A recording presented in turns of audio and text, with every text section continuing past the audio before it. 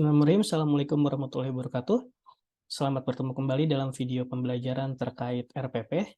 Dan pada video kali ini kita akan melanjutkan bahasan selanjutnya, di mana pada video sebelumnya kita telah membahas tentang komponen B, yaitu media, alat bahan, dan sumber belajar.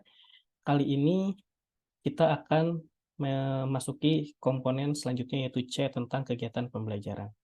Tapi sebelumnya saya ingin mengingatkan karena ada penjelasan yang terlewat, meskipun ini bukan template yang seharusnya, tapi untuk memudahkan itu, sebaiknya saat menulis media pembelajaran, jika media pembelajarannya sangat banyak, boleh diberikan penomoran, ya.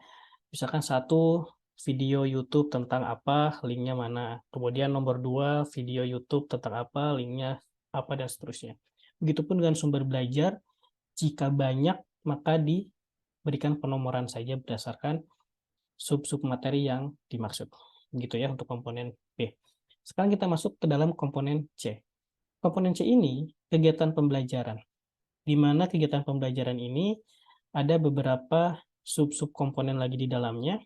Yang pertama adalah pertemuan, materi pokok, model pembelajaran, metode pembelajaran, dimensi P3 atau profil penguatan pelajar Pancasila, ada tema project, dan lainnya adalah suplemen yang bisa ditambahkan. Nanti kita akan bahas tentang hal-hal yang bisa ditambahkan dalam komponen C ini. Yang pertama kita bahas pertemuan ke dulu ya. Pertemuan ke ini kita tulis dengan misalnya pertemuan ke-2 ya, atau pertemuan ke-1 dan seterusnya. Materi pokoknya ditulis materi-materi atau submateri atau subkonsep terkait pada pertemuan yang dimaksud. Ya, kalau materi submaterinya terdiri dari beberapa sub-submateri, misalkan ada mitosis, meiosis, kemudian hal-hal yang lainnya banyak sekali, itu bisa diberikan penomoran dengan bentuk poin-poin. Ya. Dan sekali lagi, submateri ini harus terkait dengan tujuan pembelajaran yang sudah diturunkan pada komponen sebelumnya, yaitu di awal di sini, sehingga jangan sampai ada tujuan pembelajaran pada pertemuan yang dimaksud ternyata tidak tertulis submaterinya tentang apa. Begitu. Kalau model pembelajaran, tentu model pembelajaran ini kita sudah tahu bahwa model pembelajaran itu dia punya sintaks, ya. Dia punya langkah-langkah yang ajak. Urutannya tidak bisa diubah-ubah, tidak bisa diotak-atik, tidak bisa dihilangkan, tidak bisa ditambahkan, tidak bisa di-switch antara urutan 1 menjadi urutan 2 dan sebaliknya. Itu adalah model pembelajaran. Ya, di mana untuk penjelasan tentang model pembelajaran, Anda bisa mencoba melihat video YouTube saya yang lain terkait model-model pembelajaran, terutama model-model pembelajaran yang populer digunakan di kurikulum Merdeka dan juga di Kurtilas, yaitu ada model pembelajaran discovery learning, inquiry, problem based learning, dan project based learning. Silakan nanti dicek di playlist YouTube saya yang lain. Nah, model pembelajaran ini tentu harus dipilih berdasarkan karakteristik materi pada pertemuan yang dimaksud. Tentu kita sudah tahu kalau materi pada pertemuan 1 misalkan tentang praktikum, ya, praktikumnya tentang menguji variabel bebas dan variabel terikat, itu kita tahu pakai modelnya seperti apa. Kemudian misalnya pertemuan satunya tentang pembuatan produk, kita sudah tahu model pembelajarannya apa. Kemudian kalau pertemuan yang dimaksud adalah tentang mencari gagasan masalah, menemukan solusi, upaya tindakan yang solutif, dan seterusnya, kita tahu juga itu model pembelajaran apa.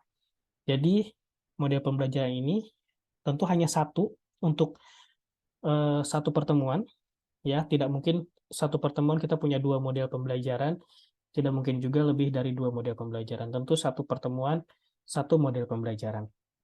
Ya.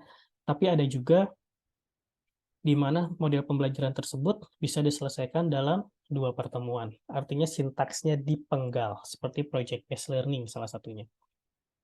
Oke, silakan nanti itu ditulis di sini, apakah inquiry-nya level berapa, discovery learning, dan seterusnya. Nah, kalau metode itu tentu berbeda dengan model pembelajaran. Sebetulnya ketika bicara model pembelajaran, kita juga sudah bicara tentang metode yang ada di dalamnya.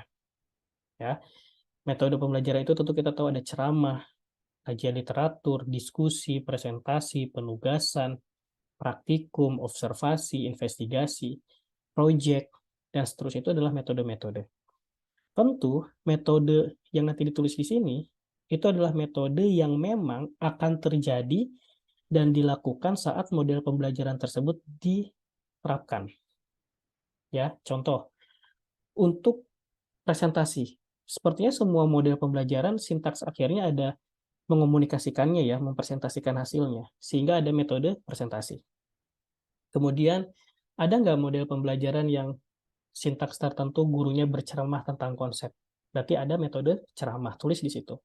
Kemudian, ternyata ada model pembelajaran tertentu yang kegiatan pembelajarannya adalah dengan praktikum, berarti tulis metode praktikum.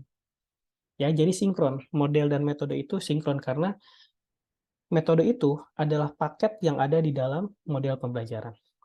Jadi jangan sampai model pembelajarannya apa, ternyata metode yang seharusnya ada dalam model pembelajaran itu malah tidak ditulis. Oke, jadi silakan dipertimbangkan metode pembelajarannya apa saja. Tentu di sini bisa lebih dari satu ya, tapi kalau model tidak boleh lebih dari satu.